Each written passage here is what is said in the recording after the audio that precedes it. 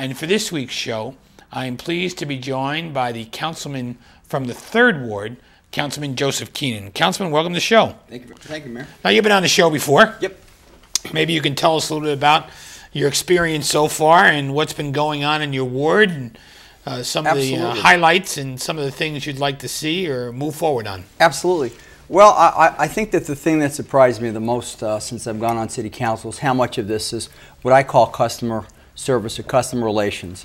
I think it's really important that people have the ability to reach you in a timely manner and then also get their problems addressed. So I'm spending a lot of time getting to know people and having them call me at all hours of the day and night, by the way. Now, Councilman, you have an extensive, wrong word, you have an extensive email collection that you've been doing. So. And one of the things you've been doing with that, providing the customer service, have you used the email system? Quite a bit. For example, when the H1N1 vaccine was scarce, I used that to let residents know about when clinics scheduled by the city were going to be held. For example, when there was an issue of people putting construction debris out on the sidewalk, I got information out to them on where they can bring their construction debris. So it's been very, very helpful. People, first of all, it's very time consuming to have to make many, many dozens of phone calls. It's a lot easier to use email. But the other thing is people don't necessarily want to be interrupted in the middle of their dinner by a phone call from their councilman. So email is a way for them to get to it when they want to, and then to respond to you in a timely manner also. So and through the email service, you also get some helpful hints or suggestions or complaints from the residents as well. Absolutely. It's very interesting because oftentimes after a broadcast email, I'll get back a dozen or so problems, concerns that people have about various things. And it's a very, very quick way for them to get back to me so they don't have to play telephone tag with me also. But the other nice thing about email is that the problem or the concern is documented, so that if I have to forward the email to Public Works or to the police department or whatever, all of the details, including the name and address and telephone number, are right there. So it saves a lot of time.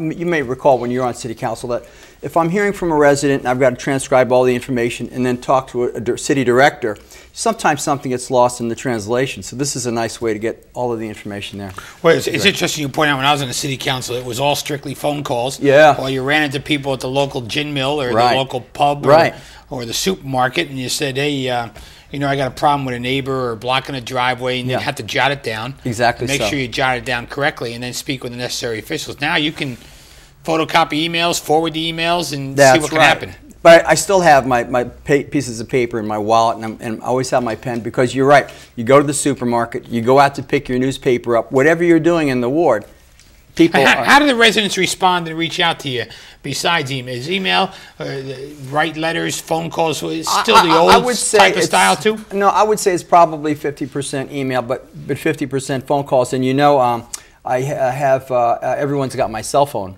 number. So people are contacting me, and it's still a lot of phone calls. But the interesting thing is that I get a lot of calls at night and on weekends. And I think that people feel that they really feel comforted by the fact that they're able to get a hold of me at a time when City Hall offices might be closed. Because often these are not emergency matters that require an emergency phone call, but just something that's bothering them. And would you give us an example, besides the H1N1 and something else, where this process was extremely successful? Well, this is kind of a cute story. We had a very, very cold night about a month and a half ago. It was probably about 12 degrees out. I got a call from a resident saying that there were 2 raccoons who were trying to climb into their basement laundry room because it was warm in the basement and it was very, very cold outside. So this was 9 o'clock on a Saturday night. So I called the police department, and they said that they would contact the animal warden from animal control, and they did. They called me back. They said that someone would be out Sunday.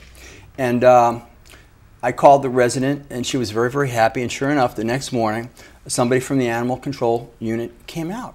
Well, this is great. You know, the problem started on Saturday night and got resolved on Sunday morning, which is not typical. I mean, it's great that we in Elizabeth can do it, but in other towns, I don't think you're thinking that you're going to get that kind of service over the weekend. So that was a little success story, but it was fun. So did they get the raccoons? Tell me, what happened? Yeah, they did. They had to, they thought they were going to have to tranquilize them. They didn't have to do that. They put a metal grate down, and the raccoons were able to climb out, and then they ran off somewhere.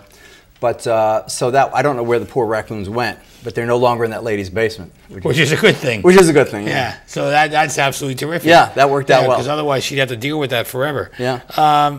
You talked about your cell phone, your email. What is your email address in case they want to reach you? The email is JoeKeenanJr. That's like Joe Keenan Jr. @hotmail.com. And average emails a week, 10, 15, 20? I would say probably between 15 and 20. 15 and 20. And some issues are ongoing because once you get the issue, then you've got to contact the right person in City Hall, and then you've got to follow up. So there could be several emails involved with one particular issue. You know, Councilman, last week we had Councilman Manny Grove on the show, and Councilman Grover spoke extensively about the neighborhood block watch meetings, on how they have helped reduce crime and get neighbors in touch with neighbors in his ward. Yeah. Before you became the councilman, there were no block watch group meetings, and you've kind of jump-started that. Well, I created 2 new ones. There was one meeting at the Epworth Church at McGee and Stiles, but there were no block watch meetings otherwise, and I created 2 new ones, one at the Elmore Branch Library, which meets on the 4th Wednesday of every month, and one at the Elmore Racket Club, which meets on the 4th Thursday of every month. And initially, I was kind of questioning how many people would come out, because by and large, we're living in an area where there's not much crime to speak of, and things are going pretty well. But I'm very happy to say that at each meeting, I get several people, sometimes 20 to 30 people. And again, there's a certain 2 things. One is the comfort value. People know they can come, have a cup of coffee and a donut, and talk about things which may not be a really serious problem, but maybe a small nagging concern. And so that's worked out well. And thank you very much, because you've attended several of my meetings, and I know that. Yeah, I think it's important to come and listen. And one of the things that happens is when the councilmen run these meetings, yeah. I naturally can't make them all, because we have like over 30 of them throughout the city. Yeah. But I try to make sure I make half of them in all the wards throughout the year. And yeah. The one on the Elmore Library, and the folks over on Pennington and West Grand and those streets over there, they never really had much attention. No, never at all. And they're facing some serious challenges there. As you know, Elmore Avenue is kind of like a shortcut between one part of the state to another to get over to the Goethals Bridge in Staten Island. So there's a heavy traffic burden there, and people are passing by. They're throwing trash out their window. They're parking illegally. So they've got some issues over there to deal with, and they really appreciate the fact that working with Detective Dennis Carbali and Detective Vito Tropiano, the library's Vito's meeting, that we've been able to get some things done. You generally get a good turnout at these meetings? Absolutely. 25, 30 people. Now, one of the things we worked on together with the residents over in there was the parking and the overhanded or strong-headed tactics of the tow company, and we think we've abated most of that. Yeah, it's totally stopped. Basically, people from the ward will remember that if they were going to Dunkin' Donuts to buy a cup of coffee, they often got their car towed or their car pulled up on a tow truck. And working with you and with our city attorney, Bill Holzapfel, it was determined that they were doing this in violation of the law. Number 1, it was considered predatory.